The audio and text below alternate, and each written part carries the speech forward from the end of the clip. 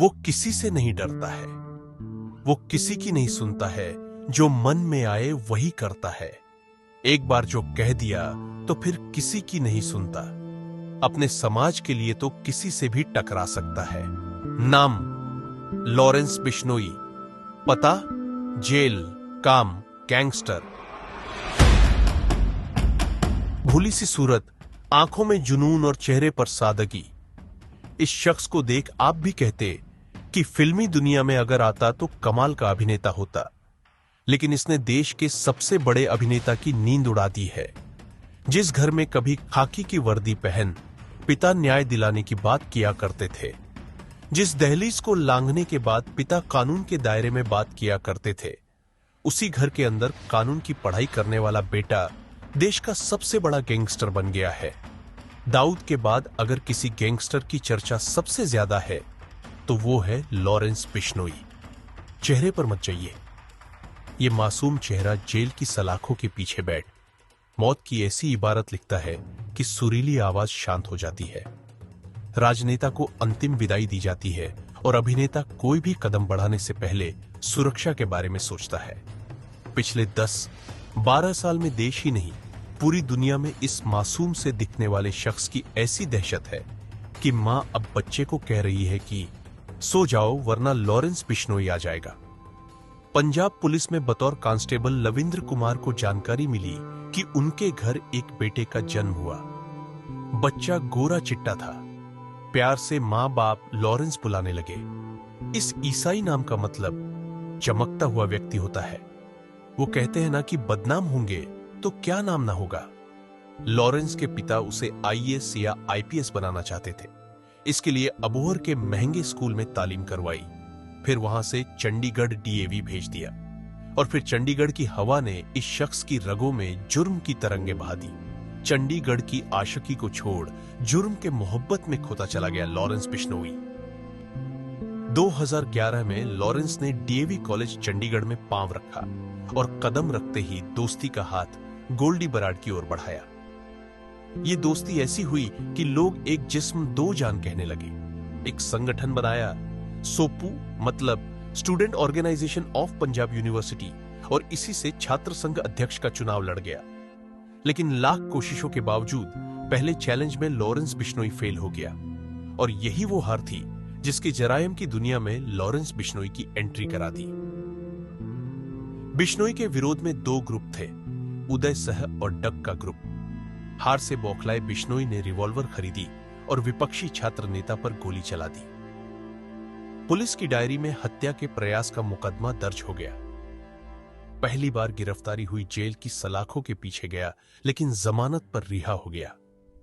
इसके बाद लॉरेंस रुका नहीं। उसे जुर्म और उसकी प्लानिंग में मजा आने लगा था। मजा ऐसा कि गोल्डी बराड़ के साथ मिलकर चंडीगढ़ और आसपास के इलाकों में अपराध को अंजाम देने लगा। लेकिन लॉरेंस उदय सैडक ग्रुप से हुई मुठभेड़ के बाद पुलिस वालों के निशाने पर आ गया था। बाहर आने के कुछ दिन बाद ही अवैध हथियार लहराता हुआ गिरफ्तार हुआ। फिर से जमानत मिल गई और इसके बाद तो वो कहते हैं कि शेर के मुंह खून लग गया था, तो ऐसा ही लॉरेंस के साथ भी हुआ। वो कानून से खेलने लगा, जुर्म किया, जेल गया, जमानत ली और फिर बाहर आकर और हत्या, लूट और डकैती करता रहा। लॉरेंस को छोटा अपराधी नहीं बनना था, उसे तो गैंगस्टर कहलाना था।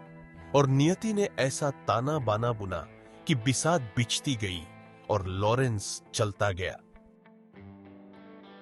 लॉरेंस के मामा के दो बेटों की दिसंबर 2014 में हत्या हो गई।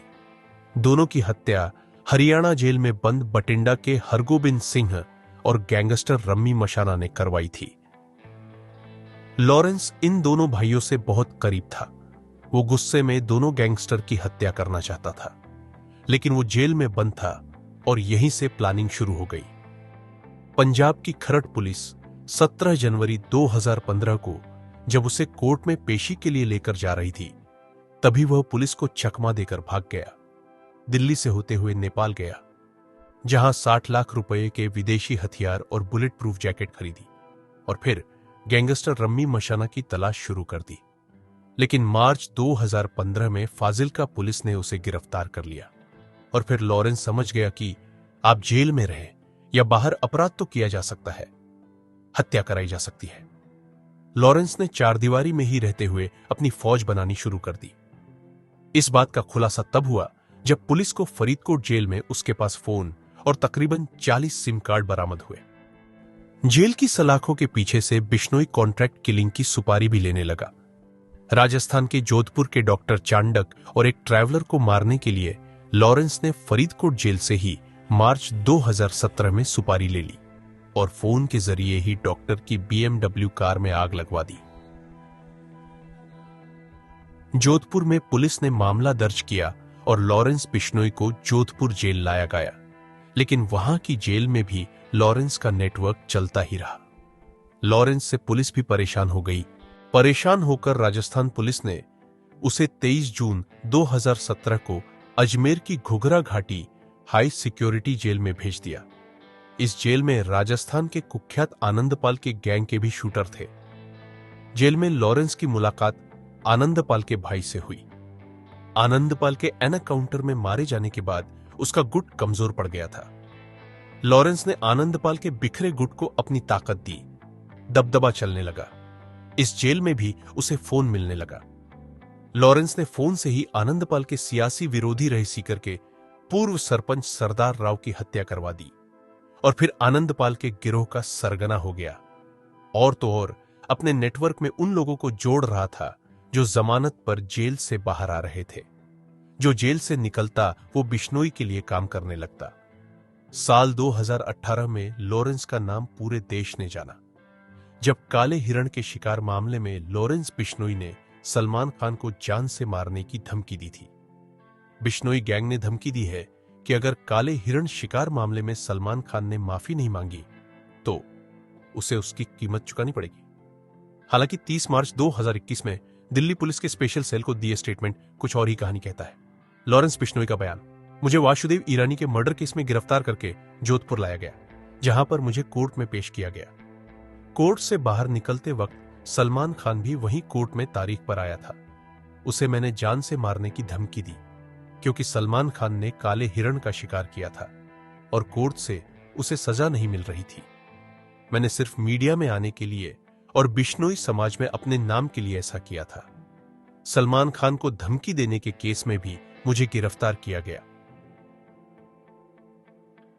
पूरी दुनिया में लॉरेंस का नाम 2022 में सामने आया, हालांकि इसकी पटकथा 2021 से ही लिखी जा रही थी। छात्र संगठन सोपू के विक्की मिद्दुखेड़ा लॉरेंस का बहुत करीबी था। 2021 में जब विक्की की हत्या हुई और लॉरेंस लिस्ट तैयार करने लगा उन लोगों की जो इस हत्याकांड में शामिल था, इसी लिस्ट में नाम आया सिद्धू मूसेवाला का, जिसने मदद की थी विक्की के कातिलों की। लॉरेंस ने अक्टूबर 2021 में 3 शूटर्स शाहरुख, डैनी और अमन को सिद्धू मूसेवाला के कत्ल के लिए उनके गांव भेजा, लेकिन ये तीनों फेल हो गए। लेकिन लॉरेंस मौका तलाशता रहा, अपने शूटर्स को तैनात रखा और 29 मई 2022 को सिद्धू मूसेवाला को मौत के घाट उतार दिया। पंजाबी सिंगर सिद्धू मूसेवाला की दिन दहाड़े हत्या कर दी गई। आज दरअसल जिस तरह से सिद्धू मूसेवाले की हत्या की गई, सिद्धू मूसेवाला की मौत की जिम्मेदारी भी लॉरेंस ने ली थी। सिद्धू की हत्या के बाद लॉरेंस ने अपने नाम की दहशत धीरे धीरे बढ़ने शुरू कर दी। लॉरेंस बिश्नोई ने करनी सेना के अध्यक्ष सुखदेव सिंह गोगामेडी की दिसंबर 2023 में जयपुर में सरेआम गोली मारकर हत्या करवा दी। इसके अलावा उसने सलमान खान के घर गैलेक्सी अपार्टमेंट के बाहर फायरिंग करवाई। साथ ही सलमान खान के दोस्त गिप्पी ग्रेवाल के घर भी फायरिंग करवाई। लॉरेंस बिश्नोई का नाम 3 बड़े हाई प्रोफाइल मर्डर केस से जुड़ा हुआ है। साल 2022 में पंजाब के मानसा गांव में पंजाबी गायक सिद्धू मूसेवाला की हत्या की बिश्नोई गैंग ने जिम्मेदारी ली थी। वहीं देश के बाहर कनाडा में खालिस्तानी आतंकवादी हरदीप सिंह निज्जर की हत्या मामले में उसका नाम सामने आया था। वहीं हाल ही में हुए बाबा सिद्दीकी की हत्या की जिम्मेदारी भी बिश्नोई गैंग ने ली है। लॉरेंस बिश्नोई की ताकत ऐसी है कि कहीं भी किसी का पत्ता कटवा सकता है। लॉरेंस इस वक्त गुजरात की सबसे सुरक्षित जेलों में से एक साबरमती जेल में बंद है। जेल में बंद लॉरेंस के लिए सलाखें काम नहीं कर रहा। वो जेल से एक दिन भी कदम नहीं रखा है। उसके मामले की सुनवाई भी जेल से ही होती है, लेकिन उसका नेटवर्क हरियाणा, दिल्ली, उत्तराखंड, उत्तर प्रदेश, बिहार, हिमाचल प्रदेश, पंजाब, राजस्थान, गुजरात, मध्य प्रदेश और महाराष्ट्र तक फैल गया है।